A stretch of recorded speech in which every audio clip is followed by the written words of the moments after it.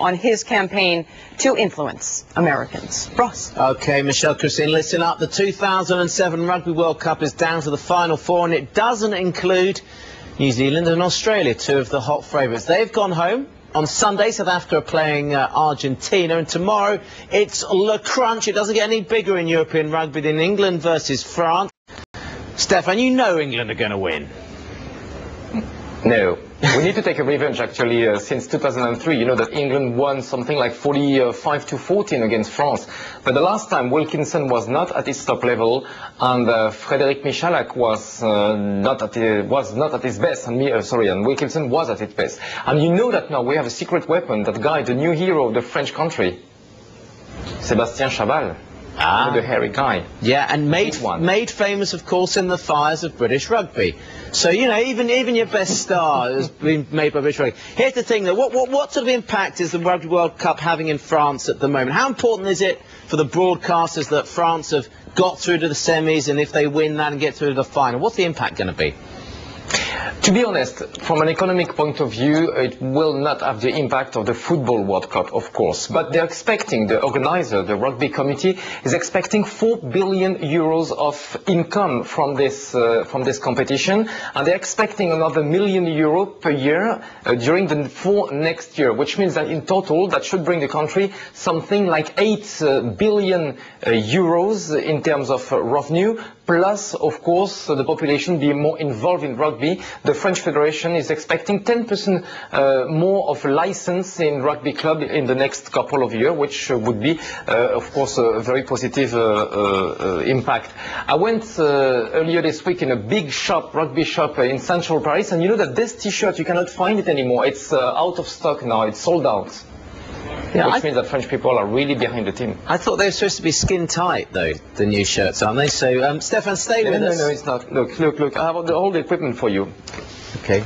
Okay. Of the France. 15 and look, of France. And look at this very carefully, because I doubt that you will see it or even touch it. Okay, all right, that's enough of that, Stefan. That's enough of that. Let's bring in James Hutchinson. He's editor at the Rugby blog. James, most say this game between France and England is just too close to call. How do you see it panning out? It is very close. For me, I think a lot depends on the first 20 minutes. If we start well, play like we did against Australia, battle them up front, then I think we can get ahead, get some points on the scoreboard, and then Johnny Wilkinson can just keep the board ticking over, a few drop goals here and there, job done. However, France get on top in the first 20 minutes, I think could shatter the fragile English confidence, and then we could be on the end of a hiding, to be honest.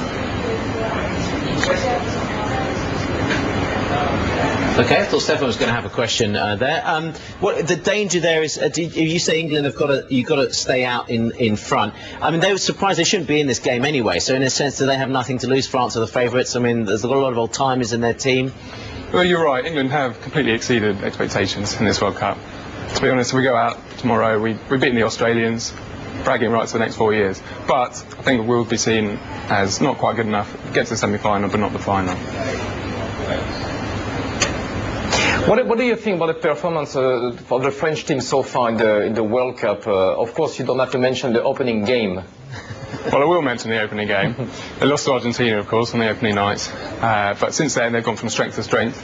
They have had some good wins, looked convincing throughout the group. And then last week against the All Blacks, they were just magnificent. They came from behind. Everyone thought it was going to be a bit of a one-way game, but they came from behind. Slightly forward pass, but we won't mention that. James, Christine, yeah, you know, before the game started, my favourite team, the All Blacks, were the hot favourites. Not anymore. I'm just wondering, how much have the odds changed since the tournament started?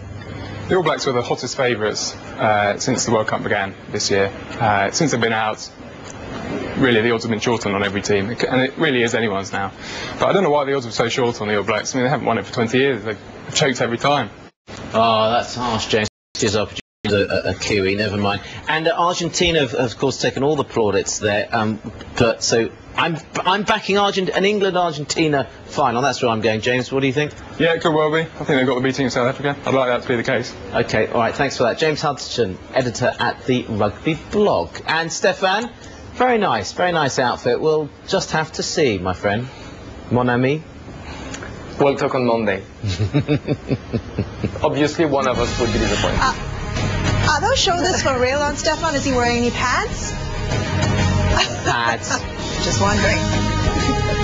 Shoulder pads. Coming up next, we'll cross across the globe with all the top moving stories across markets today. Plus, why is Warren Buffett reducing his holding in PetroChina? Do we all need to take a lead from him? More to come.